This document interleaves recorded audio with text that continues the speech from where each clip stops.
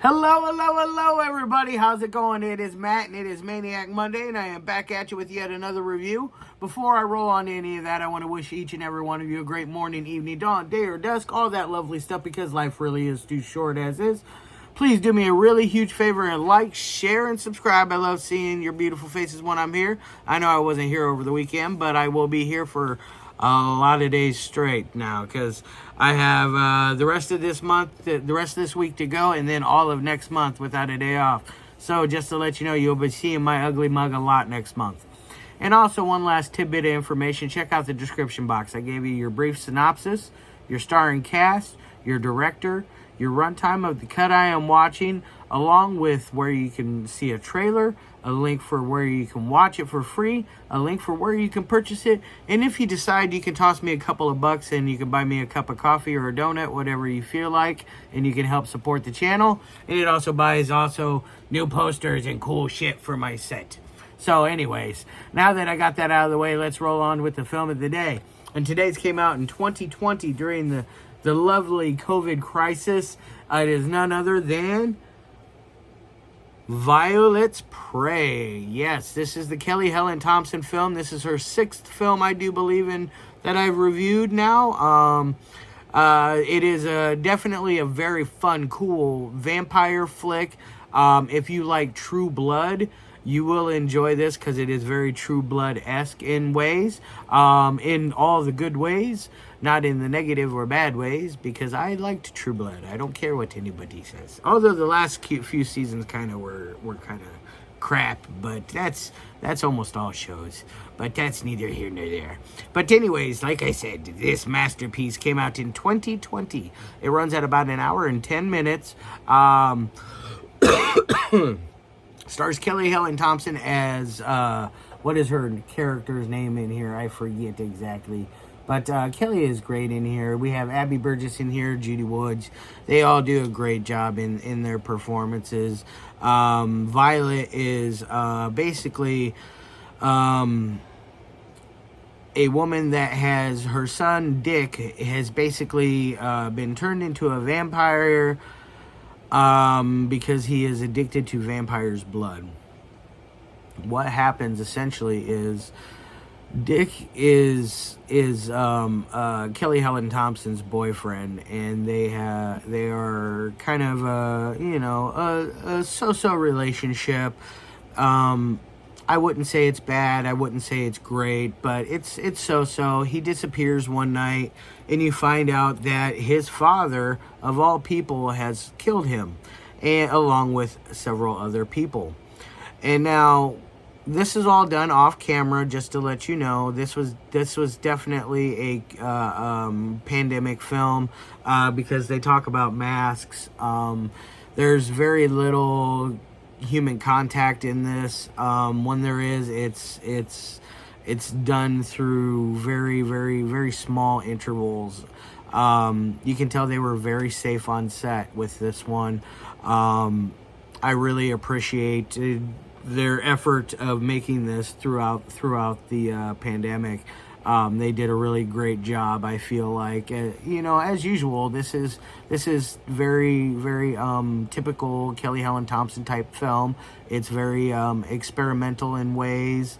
Not as experimental as like the A2, The Anomaly, or The Assignment. Neither one of those films, not quite that level. But there is, her typical kind of editing schemes going on here, very typical acting. It's very, it works. It works great for what it is, and I really, really liked this film. I think it is a very good one. This is another one of her just amazing films of directorial and acting. I think she did. Kelly is a accomplished Broadway actress, and she knows what she's doing, and she does a great job with her chemistry between Dick and the guy that is basically informing her of everything that Violet is doing. Their chemistry is great. She just has an all around great chemistry with everyone, and her and Abby have worked together on several films together, so their chemistry is also really well, and they know exactly how to play off of each other, and they did a very, very, very good job. Now, like I was saying, Violet's son is murdered and by the husband, because he is addicted to vampire's blood. Essentially, what happens is she meets a wounded vampire that Kelly has attempted to slay, because comes from a long line of vampire slayers, and she basically, what happens is she fights this guy, stakes him, and then eventually what happens is he winds up at Violet's house. She saves him, and she takes his blood, which is a very like mud-like consistency. It's very different from human's blood. She puts it in perfume and sprays it on herself, and it makes her feel just wonderful. The only thing is there's a side effect. It will make you old. Now, if you are ingesting the blood, it's different. If you ingest too much of it, you become a vampire. And that is essentially what has happened to Dick. And Dick is ingested too much vampire blood. He is now a vampire, and Kelly Helen Thompson's character is basically spending the rest of the film trying to find him, trying to find out why Violet killed him.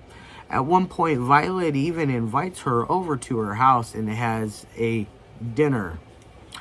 The dinner consists of chocolate pudding, it looks like, it was chocolate pudding. Kelly Helen Thompson does the old switcheroony when she wasn't looking, because something is definitely very up. Violet's old Violet, the old version of Violet, is then forced to come up with other plans, and it doesn't work out in her favor. Now, this final scene, the final act of this film is very, very well constructed.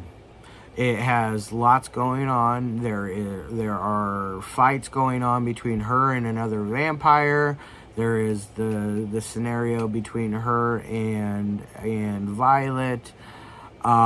It definitely rounds out the whole film with a nice bang. It really does a good job of sealing up the deal. I did notice, not to spoil anything, but I did notice that Kelly is working on, it looked like maybe a sequel to this, or a possible sequel. I was looking on IMDb, and I saw that, and it made me very excited, because I would love to see more expanded upon this. I think this is a really good film. I think Six Strings is better out of all of her stuff. I would put this at number 2. Lefty Lucy is awfully damn good as well. She knows what she wants in a film, and she knows how to get what she needs, and she does a very good job. This is extremely polished. It's not quite as polished as Six Strings. Six Strings, I feel like, is the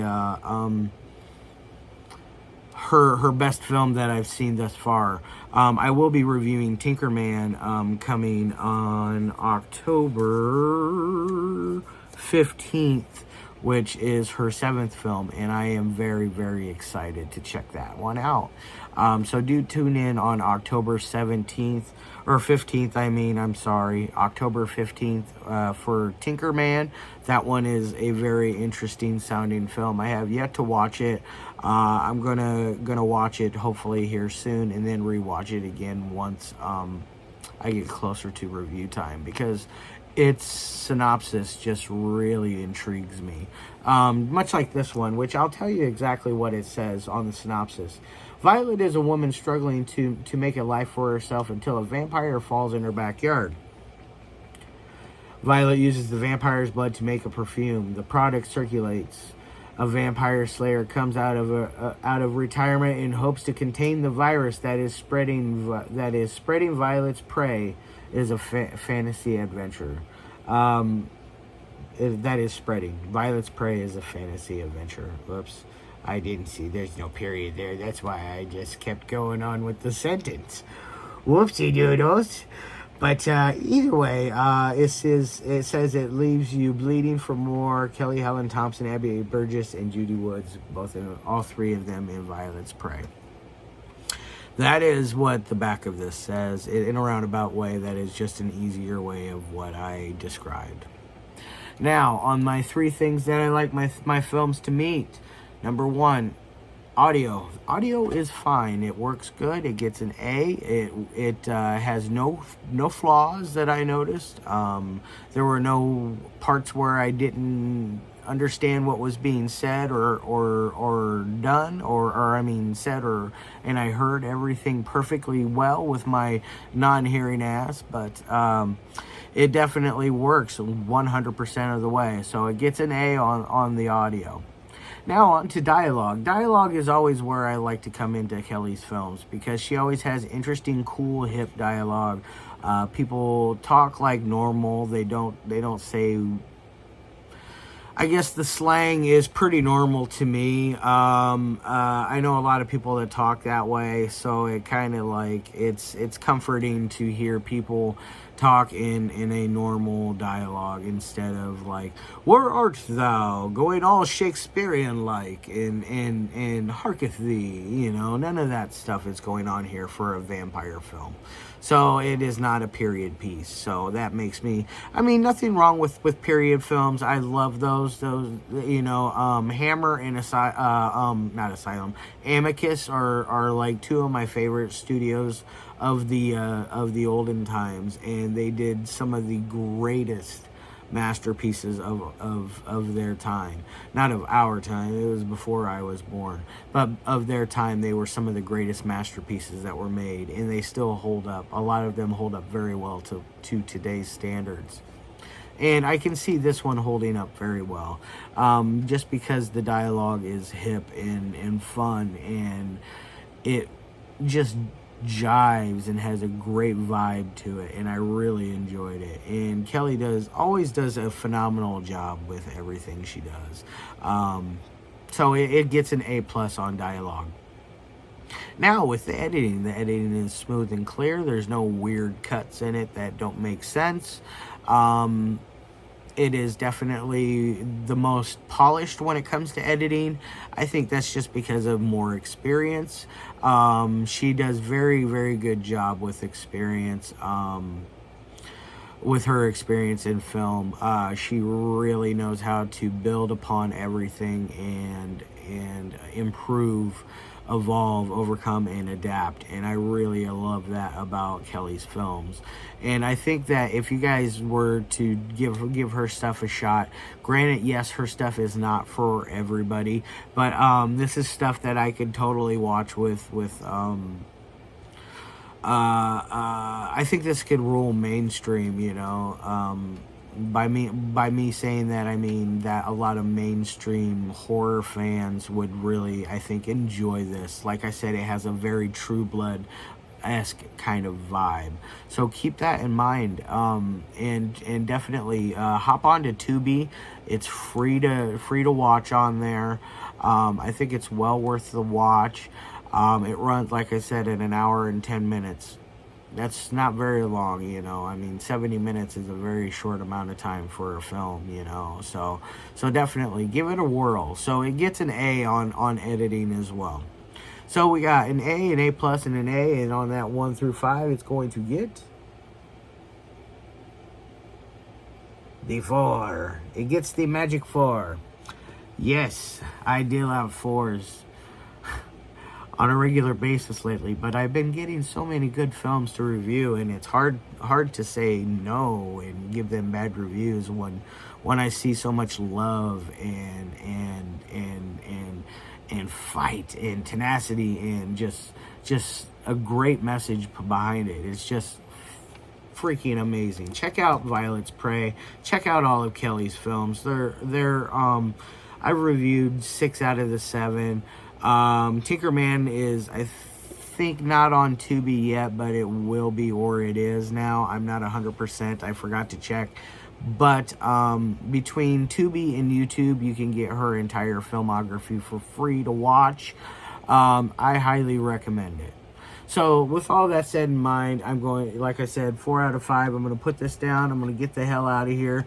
I got an interview coming up here at 5 o'clock Central Time, and that is with director Bill Cate. So if you guys are interested, pop on over to my Facebook. I will be uploading it, obviously, to the YouTube in a few days. I like to let it be an exclusive for Facebook for a while, and then of course I let it out for the rest of the world to enjoy. All right, guys, love your faces, and I'll see you in a little while. And as always, peace.